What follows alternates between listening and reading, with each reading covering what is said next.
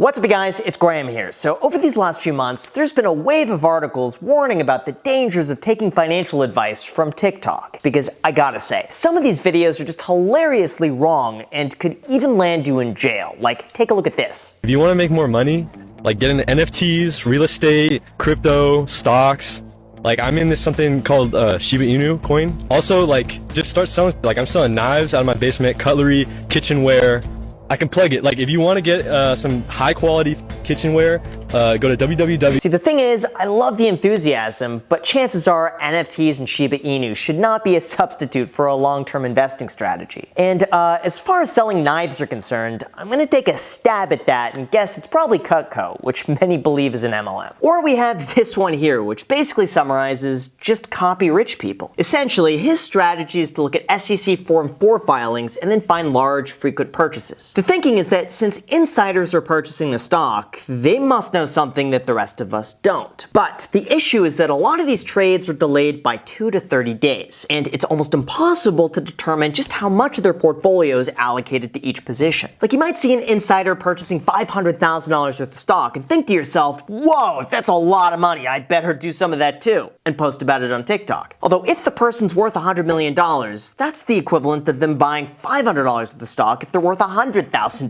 where if it goes to zero, it's not that big of a deal. Point being, we don't know the extent of their portfolio and whether or not an investment like that is just a drop in the bucket or it's everything they possibly have. But fine, with these excuses aside, in this example, you also have to know when to sell. And as you could see, this guy bought in at $4.10, which was pretty much the top, because it currently trades for $2.40 under the ticker symbol VATE. The other dangerous strategy is just to assume that profits like this will last indefinitely. Like, take a look at this. If you would have invested $1,000, you would have turned that into $5,950 in 3 days. And then if you replicated that strategy over and over again for a year, you can make $719,950. I know you're not making that per year. See, this is the type of thinking that I see really often with beginner investors. They start off with a certain amount of money and then extrapolate that if they could just get 1% of that every single day, they'll be a millionaire in no time. Which I guess kind of reminds me of this TikTok where it says if you double a penny for 30 days, you'll have $5.3 million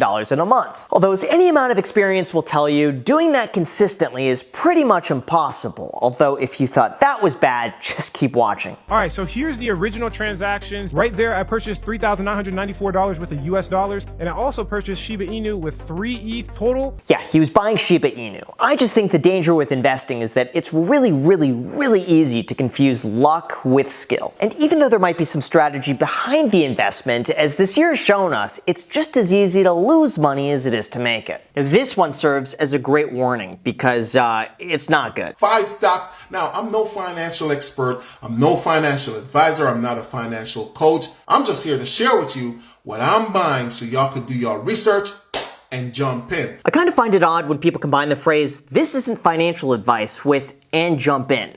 And jump in. I feel like the two should contradict each other, but I digress. We'll continue. All right, so number one is Lucid Group. Today's high is $25.25. Well, for those wondering, that went from $25 down to $6.50 for a loss of about 70%. Number two, XL Fleet. Now, today's high is $2.80. Now, this one, unfortunately, is even worse. The company declined from $2.80 down to a low of 65 cents, which is a loss of about 80% before then being acquired by the Shift Group. Now, number three, I've been raving about this stock for the longest. All right, so it's called Rivian Automotive. Today's high is $46.77. I actually feel really bad for this guy because he called out Rivian at $46 a share, and since he posted the TikTok, it's down 60%. But at the same time, his logic seems to be, well, it used to trade for $100, so now that it's trading lower than that, it's a bargain. Which to me is really no different than a retailer discounting the price of an already marked up item to make you think you're getting a discount when they drop the price. Plus, there's no guarantee that any stock will ever reach its previous all-time high. But then we got this one. All right, number four, Snowflake. Today's high is $241. Sadly, this one was the best performing of the list because it's only down 41%, similar to this one. Number five, Roblox. Today's high is $50.08. Again, it's only down 45%, which is a bit of a win when you compare it to Lucid, Rivian, and XL Fleet, although we have his last one here, which he actually made some money on. And guess who won Me, when everybody was buying Dogecoin, this stock got lit. Number 6, the bonus stock. It's called Twilio.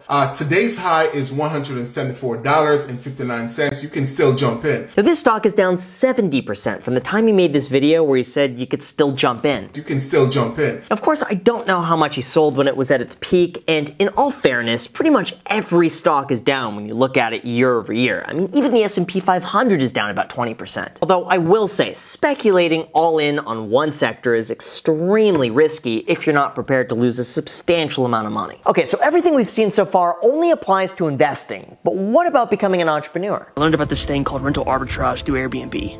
I said, F it, I'm living with my parents right now. What else do I have to lose? So I decided to spend $6,800 of my $8,000 into one property. And with just that one investment, it changed my life forever. Well, this one provides an interesting perspective. Okay, so as a real estate guy myself, what he's doing is called rental arbitrage, where you could rent out a place and then you could sublease it for a profit on Airbnb. I know a few people who have done this successfully, and if you have the right structure in place, it could actually be quite profitable. The difficulty, however, comes with the fact that Airbnb is not guaranteed, and there are a lot of cities who now want Airbnb shut down entirely if you don't live there as a full-time resident. All it takes is for one new ordinance to pass, and then all of a sudden, overnight, your entire business is gone while you're still on the hook for making lease payments to the landlord. Basically, it can be quite lucrative if you find a landlord who allows you to rent their home on a short-term basis, but you also run the risk of going deep into the red if something were to happen. Although I gotta say, my personal favorite for bad real estate advice has to go to this guy here, who's gracious enough to tell us how to make $65,000 while also showing that he is a Bentley at the exact same time. You can go to 2 different banks in the same day and ask for a line of credit of $10,000, and also you can ask your parents, friends, or Visa card or whatever you have to put together another $10,000. Alright, so let's break this down. He recommends that you take out 2 loans from banks on the exact same day, which, let's be real, is probably to trick the banks into giving you a loan before the information is reported to credit bureaus. After all, if you were truly a creditworthy customer, one bank would just give you the entire loan without having to sidestep the process. But regardless, it sounds a lot like he's suggesting you commit loan fraud, which could result in potentially your loan getting called immediately, fines, or even jail time. Now you find a condo that is $350,000 and you only need to put 5% down payment to get the mortgage, which is $17,500, and if you're a first-time buyer, there's no property transfer tax for you. So with that money, you can own this condo. Here's the second issue I have. Buying a $350,000 condo is never as easy as just putting 5% down and being done. You're going to be going through an extensive vetting process to have your income, credit score, and assets checked. Not to mention, you'll likely have to source the funds that you've received throughout the last 30 to 90 days. This means that you'll have to show and prove where your money came from, and if any mortgage company sees that your down payment was borrowed from somebody else, they'll usually deny your application. Plus, you're also going to be on the hook for paying a lot of other charges, like escrow fees, title fees, insurance fees, inspection costs, and a lot of other things to turn that 5% into an 8% down payment. Now from the $30,000 that was borrowed at the beginning, minus the $17,500 down payment, you're left with $12,500. I would use that money to do the renovation to improve the value of the property. Here's the thing, a $12,500 renovation is unlikely to go very far, unless you do a lot of the work yourself. But here's where things just get absurd. You bought the condo for $350,000 and the new appraisal comes at $450,000. That means you have gained $100,000. Okay, let's be real. You're not getting $100,000 worth of value for a $12,500 renovation. I've done 6 renovations throughout my career and been involved full-time in real estate for 15 years. And I have to say, generally, the cost of a renovation should increase the value of a property by double or even triple of what you spent depending on what you're doing. So in this case, a $12,500 renovation should increase the value of the property by probably about $25,000 to maybe best case scenario $35,000. Under that assumption, it makes no sense to bear the cost of refinancing a property just to pull out a small amount of that profit. Most likely, any gain that you do have will just be wiped out from a bank and the fees that they charge. It's also really troubling when a commenter says, banks are going to lend you money to buy a home with debt, and he responds with, they don't need to know. Really? Although, in terms of illegal advice, that's just the tip of the iceberg, because it gets a lot worse. Like, check this one out. What's a piece of information that you learned that feels illegal to know?